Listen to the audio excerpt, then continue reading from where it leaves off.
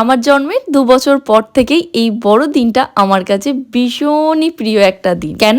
কারণ হচ্ছে আজ আমার ভাইয়ের জন্মদিন। আজকে মাম্মামের ওর মামার বার্থডেতে যাওয়ার খুব ইচ্ছে ছিল। এখান থেকে তো অনেকটা দূর, তাই আর যাওয়া হলো না। তাই ওকে বলেছি ওর আজকে যা খেতে ইচ্ছে তাই আমি বানিয়ে দেবো। দাদাইয়ের সঙ্গে চার্চে গেছিল, কিন্তু ওখান থেকে ফেরার পথে এই সব মিষ্টিগুলোকে নিয়ে এসেছে। প্রথমকার মিষ্টিটা ওটা দেখতে কিন্তু ভারী সুন্দর ছিল না বলুন? কথা যখন দিয়েছি কথা তো রাখতেই হবে। তাই চলে আসলাম এখন রান্নাঘরে, মোমো বানাবো। আসলে ওর মোমো খেতে খুব ভাল লাগে, সাথে সাথে ওর পাপারও। যদি ও এখন নেই, ও তো বলে আমার হাতের মোমোটা খুব ভালো হয়। আসলে নিজের বড়াই নিজে করতে হবে। আপনাদের জন্য একটা ছোট্ট টিপস বলতে পারেন, একবার কিন্তু এইভাবে বানিয়ে দেখতে পারেন। মোমোর যে ময়দাটা মাখবেন ওটা মাখবেন ফ্রিজের ঠান্ডা জলে। এরপর একটু পাতলা করে বেলে নিয়ে পুরটা ভরবেন। আর মোমো তৈরি হওয়ার পর কিছুটা এরকম লাগবে, ওপারের জিনিস এপার থেকেই দেখা যাবে। চলুন আজ তাহলে আসি, দেখা হচ্ছে আগামীকাল। ভালো থাকবেন, সুস্থ থাকবেন, সবাইকে ভালো রাখবেন, টাটা।